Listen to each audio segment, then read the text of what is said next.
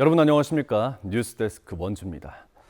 원주의 한 복지원 직원들이 장애인들을 학대해왔다는 의혹을 뉴스로 전해드렸는데요. 그런데 관리감독 권한이 있는 원주시가 이 같은 사실을 제보받고도 내용을 확인도 하지 않고 심지어 제출한 서류도 복지원 측에 넘긴 것으로 파악됐습니다. 유주성 기자입니다. 원주의 한 복지원에서 장애인 학대 정황이 내부 직원들의 폭로로 드러났습니다. 직원들은 언론에 제보하기 전에 복지원을 관리 감독하는 원주시에 이 같은 사실을 알렸지만 적절한 조치는 없었습니다.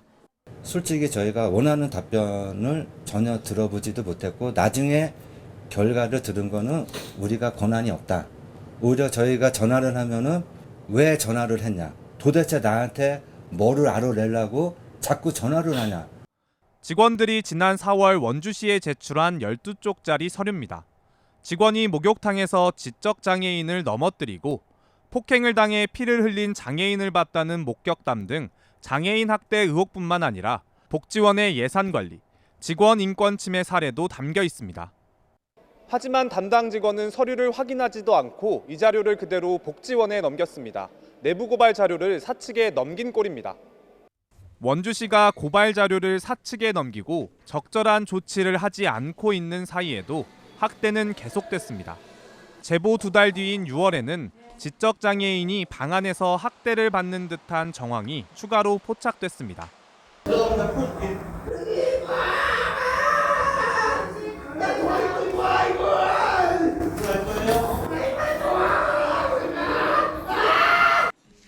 이 사건 직후 내부 직원들은 원주시 대신 강원도와 장애인 권익 옹호기관을 찾았고 그제야 감사가 시작됐습니다. 원주시도 제출받은 자료를 확인하지 않은 잘못은 인정했습니다. 다만 최초 민원의 주된 내용은 노조 관련 문제, 직원에 대한 인권 침해 문제였고 일부 장애인 학대와 관련해 인지한 내용은 복지원 측의 해명을 듣고 문제가 없는 것으로 파악했다고 설명했습니다. MBC 뉴스 유주성입니다. 극우 성향단체인 리박스쿨이 역사를 왜곡해 제작한 교재가 학교와 공공도서관에서 잇따라 발견되고 있습니다. 전 현직 교사 등 30여 명이 추천사까지 쓴 것으로 드러나면서 구입과 추천사 경위를 조사해야 한다는 지적도 나오고 있습니다. 김도균 기자의 보도입니다. 강원도교육청이 운영하는 공공도서관의 청소년 코너, 극우 성향 단체인 리박스쿨의 늘봄학교 강사들이 활용한 교재가 보입니다. 이승만 전 대통령의 부정선거에 대해 대통령이 아닌 부통령 부정선거라는 등 4.19 혁명을 부정하는 주장이 담겼고 여순 사건은 반란이라며 군경의 민간인 학살 참사를 암세포 제거에 비유한 폭력적인 표현도 보입니다. 윤석열 정부 때 역사를 많이 왜곡하는 교육을 많이 해서 아이들이 약간 실험 대상이 된 것 같아서 되게 안타깝고 잘못됐다고 생각을 했거든요. 그런데 이 책을 펼치면 가장 앞에 나오는 추천사에 30명이 넘는 전현직 교사와 장학사들의 이름이 보입니다. 이들은 아이들과 함께 꼭 읽어야 할 책이라며 추천했습니다. 추천 경위를 묻는 질문에 일부 현직 교원은 이승만 관련 내용은 사실에 기반한 균형 잡힌 서술이라며 왜곡된 역사관을 그대로 드러내기도 했습니다. 그러나 역사와 교육 전문가들은 근거 없는 주장만 있어 추천할 가치가 전혀 없다고 혹평했습니다.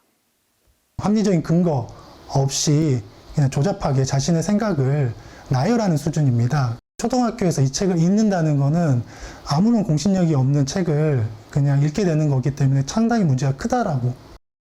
리박스쿨의 이 교재는 최근 강원의 학교 공공도서관 40여 곳을 포함해 서울, 전남, 제주의 학교 공공도서관에서 잇따라 발견됐습니다. 대부분의 교육청에선 폐기 조치에 나섰지만 지역의 시민단체들은 구입과 추천 경위를 철저히 조사하라며 적극 대응을 촉구하고 있습니다. MBC 뉴스 김도균입니다.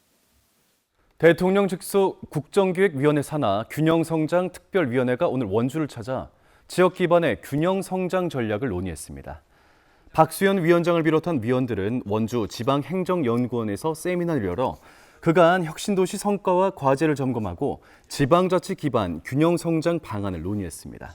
이 자리에서 박 위원장은 국토를 5개 틀로 발전시키는 5극과 강원특별자치도를 비롯한 3개 특자도 중심의 국토 전략을 수립하고 있다고 설명했고 원광수 원주시장은 혁신도시가 위치한 균형발전 거점 도시로서 역할을 다하겠다고 말했습니다. 강릉의 한 정형외과에서 시술 받은 뒤 황색 포도알균에 감염된 환자가 4명이 추가로 확인됐습니다. 앞서 확진된 18명에 더해 모두 22명이 감염된 것으로 파악되면서 집단 감염 규모가 더욱더 커졌습니다. 현재까지 60대 남성 사망자가 1명, 중태는 5명까지 늘었습니다. 보건당국은 감염 확산 방지를 위해 해당 의료기관에 대한 역학조사와 함께 기존 7월 시술자 444명에 더해 6월 시술자 219명까지 추가 건강조사를 실시합니다. 올해로 80주년을 맞이한 광복절이 일주일 앞으로 다가왔습니다. 강원 광복기념관에선 독립유공자의 얼굴을 AI로 복원한 사진전이 열리고 있는데요. 김준겸 기자가 전해드립니다. 대한민국을 지킨 강원도 독립운동가 20명이 다시 만났습니다. 밝은 얼굴로 가득한 단체 사진이 관람객을 맞이합니다. 맞은편에는 양양 출신 조화벽 독립운동가가 고운 미소를 머금고 있습니다. 표정 없이 흑백 사진으로 남아있던 옛 얼굴과 대조됩니다. 옥살이로 수척했던 김상태 의병장은 이제는 손주를 반기듯 환하게 웃으며 손을 흔듭니다. 화천에서 독립 만세 시위를 주동했다가 체포된 강석대 독립유공자의 복역 당시 모습입니다. 수감 생활로 힘겨운 표정의 이 사진이 AI를 통해 밝게 웃는 얼굴로 다시 탄생했습니다. 광복 80주년을 맞아 열린 AI 사진전, 다시 웃는 그날입니다. 사진전의 주인공들은 강원도에서 활약한 독립유공자 20명. 후손들에게 이름이 알려지지 않은 독립 영웅 위주로 선정됐습니다. 독립운동가 하면은 전부 피체되셔서 감옥에 있었던 모습이나 전부 찡그리거나 뭐 분노한 얼굴들만 이렇게 보셨어요. 근데 이분들이 활짝 없는 얼굴을 보니까 우선 좋아하시거든요. 상시 전시실에서는 강원도 독립운동 역사를 한눈에 볼 수 있습니다. 독립운동가가 직접 작성한 편지와 생생한 유품들이 공개됐습니다. 저분들 아니면은 지금 뭐 우리가 이런 현실에 있겠습니까? 정말 잊지 말아야죠. AI 사진전 다시 웃는 그날은 이번 주 일요일까지 계속됩니다. MBC 뉴스 김준겸입니다. 여름 휴가철에 발생한 교통사고를 분석한 결과 20대는 렌터카, 40대는 음주운전, 60대는 졸음운전 사고 비율이 각각 높은 것으로 나타났습니다. 한국도로교통공단이 최근 5년 동안 여름 휴가철인 8월에 발생한 교통사고 84,742건을 분석한 결과 연령대별 렌터카 사고는 20대가 26.3%로 가장 많았고 특히 사망자는 전체의 44%에 달했습니다. 음주운전은 40대가 21.6%, 졸음운전은 60대가 22.4%로 가장 많은 것으로 조사됐습니다. 공단은 휴가철 교통사고를 예방하기 위해 충분한 휴식을 취하고 여유 있는 운행 계획을 세워야 한다고 당부했습니다.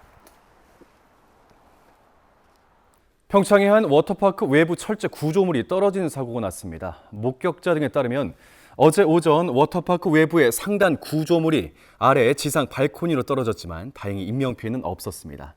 업체 측은 해당 지점의 출입을 통제하고 추가 안전점검을 실시했습니다. 어젯밤 9시 15분쯤엔 영월군 영월읍의 한 5층짜리 아파트에서 전기적인 요인으로 추정되는 불이 나 30분 만에 꺼졌습니다. 이 화재로 인한 인명피해는 없었지만 주민 10여 명이 대피했고 소방서 추산 1,100만 원 상당의 재산 피해가 발생했습니다. 캠핑장에서 드론으로 음식을 배달하는 실증 사업이 원주에서 진행됩니다. 2025년 드론 실증도시 구축 사업 과제를 수행하고 있는 원주 미래산업진흥원과 관내 드론 기업 캐치는 오는 10월까지 매주 금요일과 토요일 황둔리 일대 5개 캠핑장에서 드론의 맛있는 배달 사업을 운영합니다. 소비자들이 캠핑장에서 앱을 통해 치킨, 찐빵, 옥수수 등 지역의 먹거리를 주문하게 되면 드론이 배송해주는 서비스입니다. 원활한 운영과 추후 사업 영역 확대를 위해 원주 미래산업진흥원은 지난달 통신장치와 영상정보 시스템을 갖춘 드론 통합관제센터를 설치했습니다. 제4회 평창군수기 전국 궁도대회가 오늘부터 사흘 동안 평창군 대화면 태화장에서 열립니다. 전국에서 1,200여 명의 선수단과 동호인, 관계자들이 참가하는 이번 대회에선 장년부와 노년부, 여자부, 실업부로 나눠 단체전과 개인전 경기를 치릅니다. 평창군은 대회 기간 많은 인원들이 방문하는 만큼 여름 축제장을 포함한 지역의 상경기가 활성화될 수 있을 것으로 기대하고 있습니다. 세계유산 영월 장릉의 역사적인 가치를 알리기 위한 체험 프로그램이 운영됩니다. 영월군은 이달 둘째, 넷째 주말 장릉에서 야광 도깨비 부채 만들기, 단종 금보 금박 서표 만들기, 전통놀이 마당 등 다양한 체험 프로그램으로 구성된 늑말 도깨비와 함께하는 단종 수비대를 진행합니다. 야간에는 도깨비 변신 소품 만들기를 시작으로 도깨비가 되어 임무를 해결하며 장릉과 단종의 역사를 배워보는 프로그램이 운영됩니다. 영월은 국가유산청과 강원도가 후원하는 세계유산 활용 프로그램 공모를 통해 지난 2021년부터 이 행사를 진행하고 있습니다. 지금까지 뉴스데스크 원주였습니다.